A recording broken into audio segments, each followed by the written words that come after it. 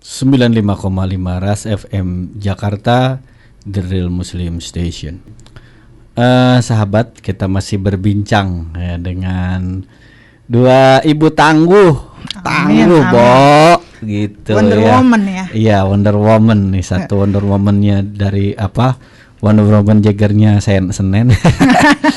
Satu lagi Bunda Lisa itu di Pondok Gede ya, Bun? Iya. Itu Bapak jadi masuk apa Wonder Woman juga ini, perempuan tangguh. Amin. Ya.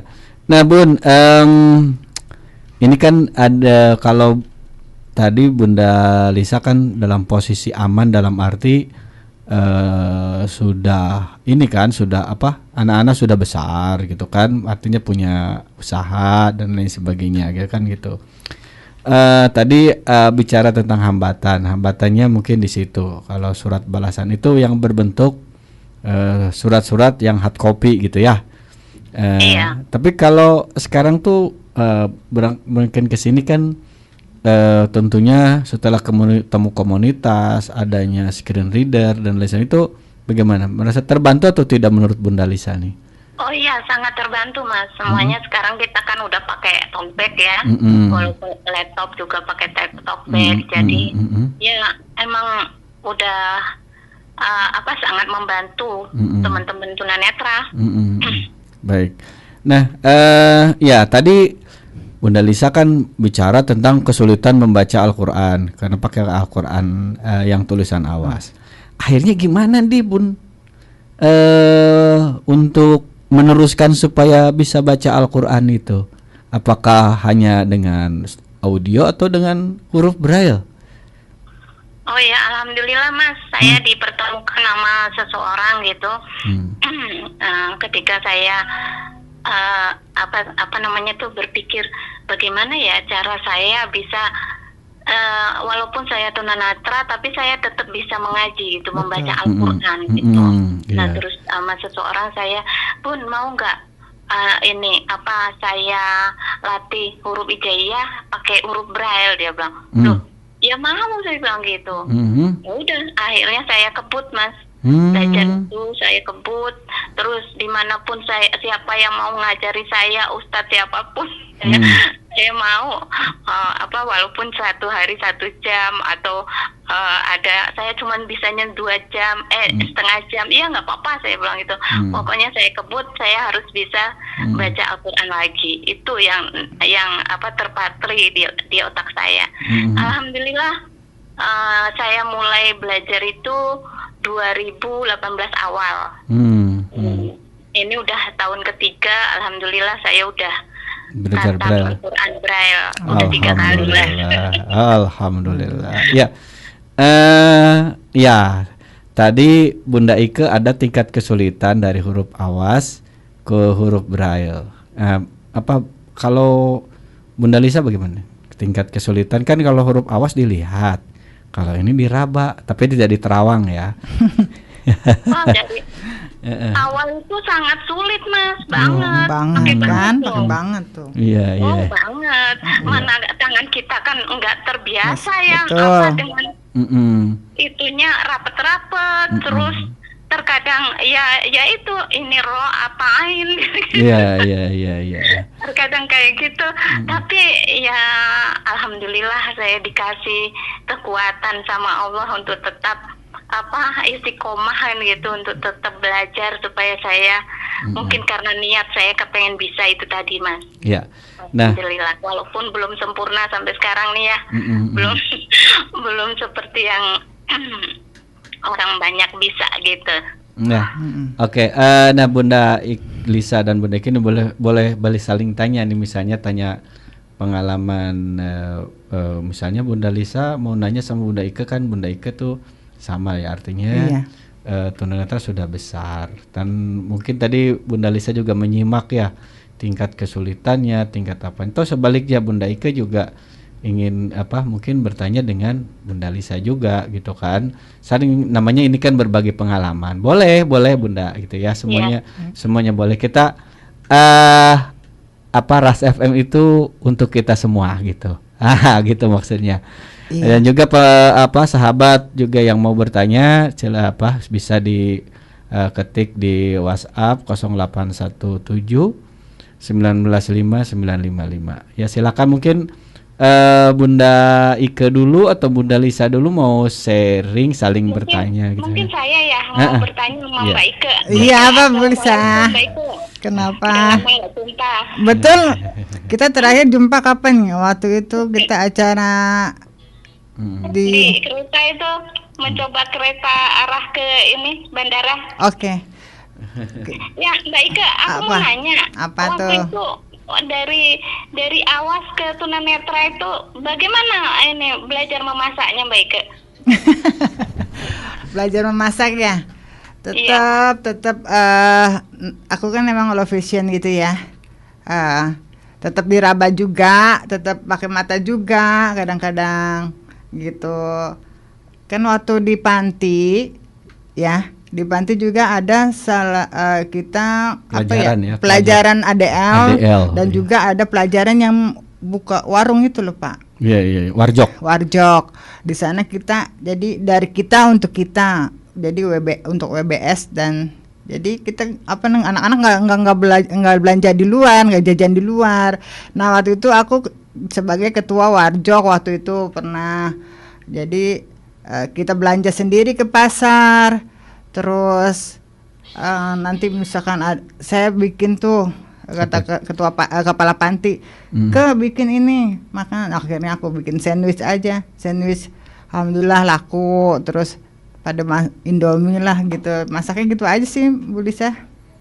Kalau di rumah? Gitu? Kalau di rumah tetap kalau rumah ya anak minta apa, misalkan yang gampang-gampang ya, yang gampang-gampang aja, goreng nugget gitu. Goreng telur. Iya, ceplok telur. Alhamdulillah. Kata Mas Terus Boni. Gimana itu Mbak? Udah tahu nih kalau itu harus dibalik pakai feeling apa gimana? Iya, jangan terlalu lama aja gitu. Jadi pakai feeling aja. Tapi kadang-kadang ya gosong juga. Terkadang gosong ya. Itu kegedean api kali ya, kegedean api. Iya. Ya habis gimana ya, mata saya satu.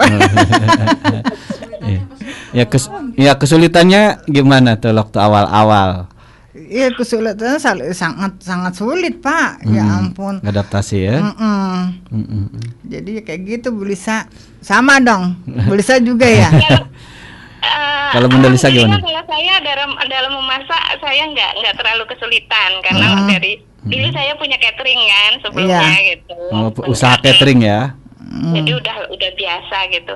Terus gimana Mbak Ike cara misalnya bikin minuman air panas gitu, itu udah penuh apa belum gimana? Saya dikeker. Masih low vision ya. Saya keker Mbak. Tapi pernah ya waktu di panti dulu. Kan saya waktu itu masih jadi WBS, ya kan. Belum bisa yang namanya mijit sama sekali.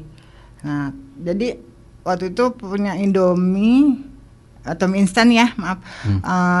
Satu, saya lapar tuh waktu itu, saya bikin pakai dispenser ya. Nah, kirain saya ada satu, kirain saya itu saus. Nggak taunya tolak angin saya campur. Mie rasa tolak angin. Terus saya rasa dong, ini gitu rasa, langsung aku buang.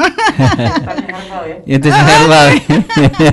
Akhirnya ya Allah, begini ya rasanya ya. Udah lagi lapar terus pakai angin. Ya udahlah seperti itu. Jadi kadang-kadang ya salah. Kadang-kadang lupa.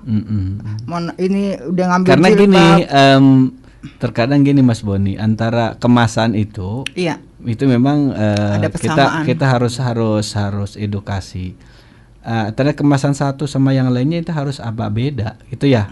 Karena bisa jadi ketukar. Kemarin waktu yang lalu pernah saya ceritakan. Nah itu yang terjadi kepada Bunda Ike juga begitu. Mending kalau gitu. Cuma kalau kalau yang dimasukkannya itu misalnya obat nyamuk. Betul. Atau apa gitu kan, itu berbahaya. Atau autan ya kan? Ya, ada kan obat nyamuk yang oles dan lain-lain. Nah itu ya Allah. Nah itu berbahaya. Nah ya tadi kalau Bunda Ike kan masih bisa dikeker gitu ya, ketika tadi pertanyaan Bunda Lisa ya. Iya. Kalau saya karena saya mungkin tunanetra dari kecil, kalau saya kan sering sekali saya bikin kopi sendiri, minuman sendiri. Betul. Nah, kalau saya dengar suaranya Bunda Lisa. Iya, saya juga gitu. Cerulut makin ke sini.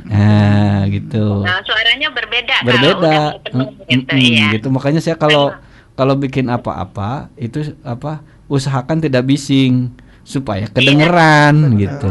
Iya, gitu. Fokus ya. Masukin ke dalam botol juga gitu kan ya, Mas. Betul, ke botol atau termos ya. Termos dengar dan suaranya. dengar suaranya. Gitu. Jadi kedengaran suaranya. Saya yang kesulitan ketika itu, Mas, pertama-tama saya low vision itu menghadapi customer. Saya kan biasa ngelihat wajah kan, enggak apa suara, iya, suaranya banyak yang sama soalnya. Jadi Pak Ahmad, loh, saya bukan Pak Ahmad, Bu. Asalnya aja.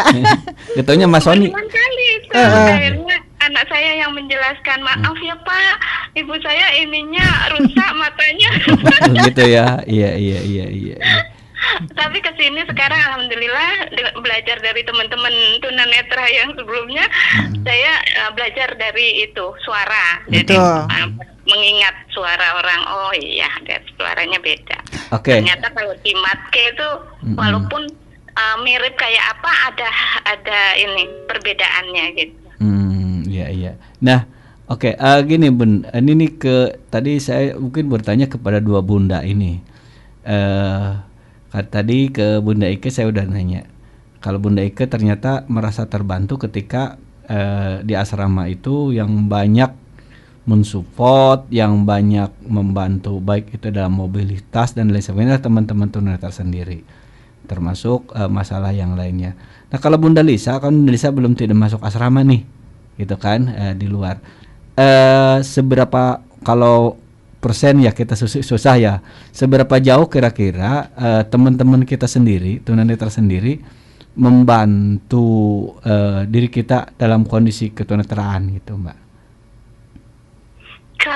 Kalau saya dengan teman-teman tunanetra itu terbantunya tidak secara langsung ya, Mas Sony, tapi saya melihat cara kerja mereka, cara mereka ini misalnya jalan menghadapi kerikil, misalnya menghadapi tangga gitu.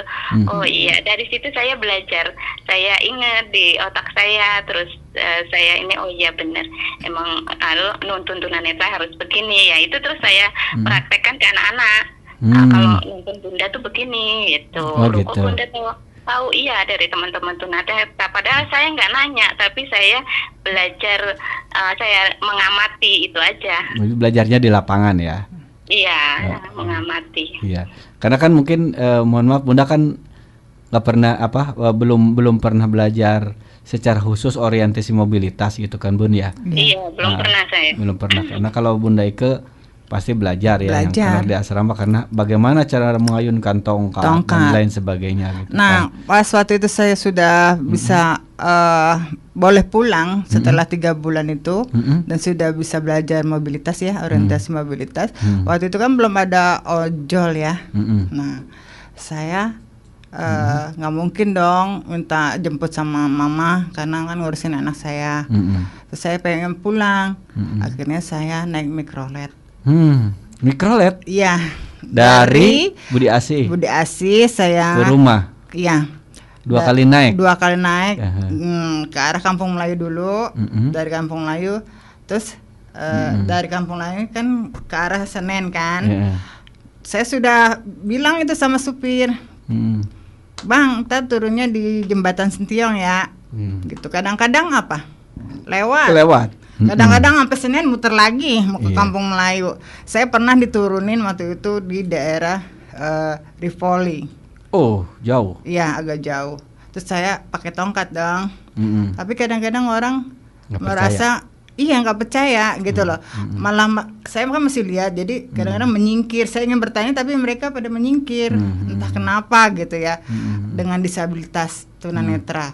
Gitu. Tapi ada salah satu ojek pangkalan, Opang, nyamperin saya. Ibu mau kemana? Maaf bang, ini di mana ya? Saya bilang, ini di Ripoli bu. Ibu mau kemana? Mau pulang, gitu. Rumahnya di mana? Di Keramat Lontar. Ya udah ibu naik sini bu, kata gitu kan. Akhirnya pulang, nyampe, saya bawa bayar, tapi abangnya nggak mau. Ya Allah bang, ibu mau bayar, nggak usah bu. Ya Allah, makasih ya bang. Terus mama saya, Ike pulang sama siapa? Sama tongkat, aku bilang gitu. Alhamdulillah, jadi sejak saya di panti, alhamdulillah saya bisa. Ada keberanian ya. Benar, mental saya juga kuat, jadi saya tidak sendiri di sana, gitu. Bunda Lisa, ada nggak Bunda Lisa misalnya ketika Bunda Lisa kesulitan mungkin di salah satu daerah atau bagaimana yang dulu kan Bunda Lisa melihat gitu kan ya, oh ini di terminal Kampung Rambutan bisa atau bagaimana? Ada nggak pernah ada pengalaman tersendiri nggak dengan itu? Kalau yang seperti itu enggak ya mas, karena saya emang sama anak saya pokoknya bunda nggak boleh pakai yang seperti itu. Maunya dia tuh dari satu tempat ke tempat yang lain tuh nggak usah berpindah-pindah, naiknya satu kali ya. Maksudnya kan kalau enggak itu ojol ya ini kan dijemput di mobil online atau dijemput mereka gitu. Kalau saya pernah itu ketika naik kereta ke Jawa macet di jalan. Keretanya kempes bannya? Bukan. Oh, kereta banyak kempes. ada penghalang lah gitu. Terus ini lama sampai berjam-jam. Oh, di portal kali jalannya Mbak? Betul, PPKM. Berdua sama temen itu. Nah, terus akhirnya udah turun sini aja. Teman saya tuh dengan ininya. Tunanetra bukan temennya? Kenapa? Enggak, temen awas, tapi belum pernah ke Jawa. Terus dia dengan ininya, dengan PD-nya, PD-nya ngomong udah nyampe Semarang ini katanya, bentar lagi udah Semarang, udah yuk kita sini aja. Nggak taunya itu mas, di ujung sana itu ya kebun orang ya sawah, tapi banyak yang turun. Nah dari situ saya enggak.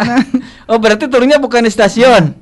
Bukan, karena kan udah berjam-jam nggak ini orang banyak yang turun, jadi kita ikut-ikutan turun. Terhalang, gitu. Berarti turunnya loncat dong? Loncat. Nggak terlalu tinggi sih, tapi terus. Nah dari situ saya berpikir gini, oh iya ternyata nggak selalu saya kalau pergi dengan orang lihat nggak tunanetra bisa aman gitu. Betul. Nah suatu kali saya pergi dengan teman tunanetra sama-sama naik bus, ya aman, nyampe di tempat aman, balik lagi aman. Kok lebih aman ya saya jadi gitu berpikirnya. Buktinya utuh sampai sekarang gitu ya. Iya. Sampai sekarang masih bisa kemana-mana. Iya. Alhamdulillah. Iya, yang lucu itu sepengalaman saya dengan Bunda Lisa itu bulan Ramadan kemarin kan, turun di Pasir Koja, kita online olehnya kelewatan dikit. Iya. Iya, pokoknya kalau tidak menemukan kesulitan itu namanya diragukan lu tunanetra apa bukan kan gitu. Kalau misalnya masih nggak nabrak, diragukan ketunanetraannya kan gitu. Betul. Iya, ya itu udah berbagi pengalaman yang seru. Jadi satu sama lainnya berbeda meskipun memang yang satu tunanetra keduanya tadi tunanetra dewasa. Tapi tadi Bunda Ike ketika tunanetra itu sudah menjadi single parent, artinya sudah tidak rumah tangga. Apa artinya tidak punya suami? Iya. Ketika Bunda Lisa gimana? Ketika dinyatakan total blind itu suami masih ada? Iya itu. Ketika itu sudah mulai ada tanda-tanda itu. Terus suami saya kebetulan terus sakit kan, nggak lama meninggal. Nah dari situ saya kan sering nangis mas. Nah ternyata itu memperparah itu. Oh, memperparah ke mata ya? Iya. Jadi tadinya 50% langsung jeglek 70%. Gitu ya. Jadi benar-benar air mata yang kita turunkan itu bukan ibaratnya dengan depresi ya, itu udah depresi mungkin. Jadi menambah itu mengurangi penglihatan ya. Menambah parah gitu. Oh gitu. Berarti parahnya itu atau maaf, blind totalnya itu setelah tidak punya sudah meninggal istri. Saya blind total, Mas. Saya low vision. Oh, low vision. Oke, sorry. Ketika low vision itu sekarang berarti kondisi atau menjadi dinyatakan tunanetra itu berarti Bapak sudah tidak ada itu gimana? Suami udah udah nggak ada. Ketika suami ada, saya masih fine aja. Iya, artinya belum dinyatakan tunanetra kan begitu dari pihak dokter lah gitu. Iya. Lalu Bunda Lisa kan punya anak berapa, Bu? Bunda Lisa anaknya berapa? Anakku 4. Oke. Ketika dinyatakan Bunda Lisa menjadi tunanetra, lalu apa komen-komen dari anak-anak? Nggak ada. Mereka nggak pernah mendapat langsung dari dokter kalau ibu kalian begini, enggak. Cuman mereka ngelihat perubahan dari saya gitu. Nih, contohnya nih, misalnya ada air yang harus dihindari jalan gitu, tapi kok saya lewat aja gitu. Terus mereka di belakang saya tuh diskusi, kok Bunda gini ya gitu. Nah terus saya mau ngasih minum, biasa kan anak-anak kalau datang, Bun aku bikin ini tuh gitu kan. Nah saya tuh salah ngasih gitu loh. Yang ini harusnya si A, yang itu si B. Nah akhirnya ujung-ujungnya kok salah sih Bun, kok ini nih gitu. Nah ujungnya daripada mereka bertanya, akhirnya saya cerita. Penglihatannya udah mulai begini, gini. Terus kalian gimana? Malu enggak? Nyesal enggak? Gitu. Enggak, katanya. Biarin, orang lain biarin, tetap Bunda kami kan gitu. Alhamdulillah. Kalau jalan-jalan gitu, yang di tenteng saya, Mas. Bukan pasangannya masing-masing. Atau anaknya gitu. Iya, sama seperti saya juga. Iya, jadi berebut tuh mau gandeng saya gitu. Ya alhamdulillah saya di situ merasa terbantu banget. Alhamdulillah anak-anak kita tidak merasa malu mempunyai seorang ibu seperti kita. Gitu. Nah, ini kan Bunda Ike nih. Sekarang anaknya umur berapa? 15 tahun, SMA kelas 1. SMA kelas 1. Nah, ini kan yang menjadi pertanyaan kita itu ketika ya kalau di tetangga dan lain sebagainya pergaulan kan otomatis ya mereka bergaul, mereka apa gitu kan. Nah, sejauh mana dekat anak Bunda Ike dengan ibunya gitu kan gitu. Iya. Dekat banget anak saya. Oh, gitu ya. Jadi seperti ibu kepada anak, kadang-kadang seperti sahabat, bercanda, apalah, kadang berantem berdua karena kita sehari-hari memang berdua aja gitu loh. Kemana-mana misalkan ada malam ada minta pijit di gang sebelah gitu. Diantar jemput gitu. Alhamdulillah ntar disediain tuh nih Bu sendalnya gitu. Terkadang tas aku dibawain. Ya kayak kemarin waktu lebaran aja kita sempet ya bersilaturahmi ke tetangga-tetangga gitu. Jadi orang yang ini anak maunya nuntun ibunya gitu. Iya kan? Anak saya nggak malu katanya. Iya. Artinya gini, apalagi kan dari SD ke SMP, SMP ke SMA itu kan masa peralihan. Betul. Iya kan, masa peralihan yang mungkin tingkat malu atau tingkat apa kan biasanya besar. Nah, ketika mereka atau dia atau anak kita sedang bermain kah atau bergaul kah atau dengan apa atau mungkin lagi bahwa kita anak-anak anak Bunda Ika itu gimana? Apakah dia merasa minder, malu atau tidak? Tidak. Alhamdulillah ya. Karena merasa ibunya itu benar-benar seorang ibu sekaligus merawat ya. Sekaligus sebagai seorang bapak. Jadi gitu loh. Jadi ngapain malu?